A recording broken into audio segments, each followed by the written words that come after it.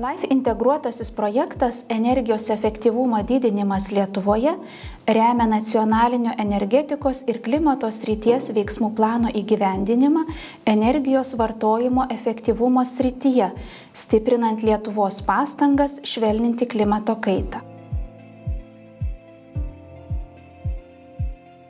Klimato kaita kelia vis didesnę grėsmę ekosistemoms ir žmonių geroviai. Todėl Lietuvai siekiant didesnių klimato tikslų, projektas padėjo iš esmės atnaujinti nacionalinį energetikos ir klimato srities veiksmų planą. Buvo suorganizuotos regioninės konsultacijos su kaimyninių šalių ekspertais.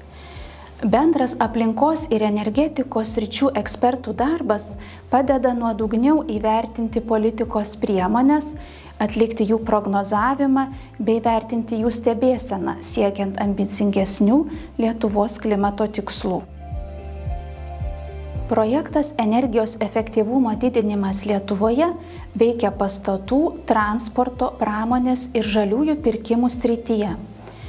Vienas iš reikšmingiausių klimato kaitos iššūkių, kurio ėmėsi projektas, yra transporto srities šiltnamio efektą sukeliančių dujų emisijų mažinimas. Tam projektas parengė rekomendacijas dėl mažos taršos zonų įrengimo, sukūrė mokymosi programą mokytis ekologiškai vairuoti bei įgyvendino pilotinį projektą Lazdijai veža, kurio iki šiol džiaugiasi visi Lazdijų rajono gyventojai.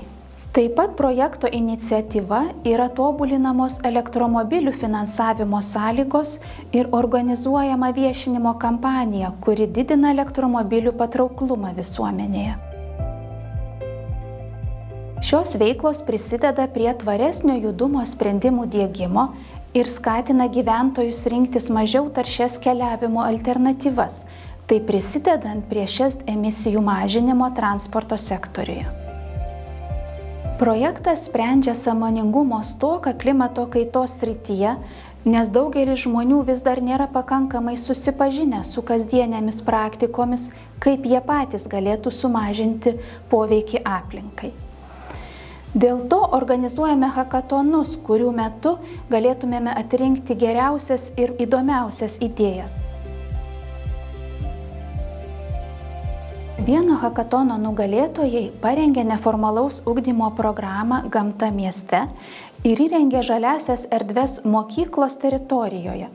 Tokiu būdu mokiniai gali patys praktiškai pritaikyti įgyjamas žinias ir keisti savo elgseną, kad mažintų poveikį klimatui. Kitą hakatoną organizavome ieškodami inovatyvių sprendimų tvaraus judumo srityje. Šį hakatoną laimėjo komanda Burbi, kuri sukūrė mobiliąją programėlę dviratininkams, padedančią pasirinkti geriausią alternatyvą, kaip judėti mieste, būtent dviračiu.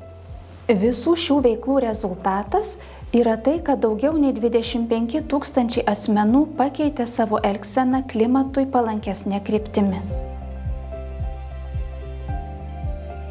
Reikšmingas projekto dėmesys skiriamas ir žemės ūkio sektoriuje, kuriame susidaro apie 22% Lietuvos šiltnamio efektą sukeliančių dujų emisijų.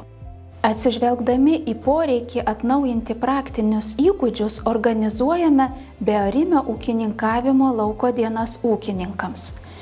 Jų metu susirinkę ūkininkai mokosi iš savo kolegų, kaip reikia ūkininkauti panaudojant bearimės technologijas ir tokiu būdu sumažinti savo poveikį aplinkai ir naudoti mažiau degalų savo kasdienėje ūkininkavimo veikloje.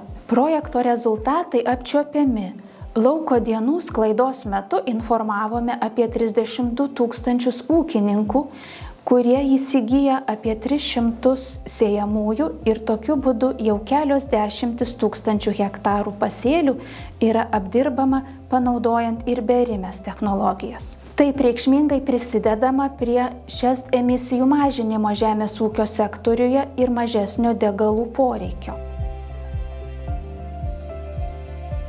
Projektą LIFE IP Enerlit įgyvendina didelė partnerių komanda. Čia pristatėme tik keletą mūsų veiklų, tačiau tikimės, kad jos įkvėps ir jūs imtis pokyčių ir diegti energiją taupančius sprendimus jūsų aplinkoje.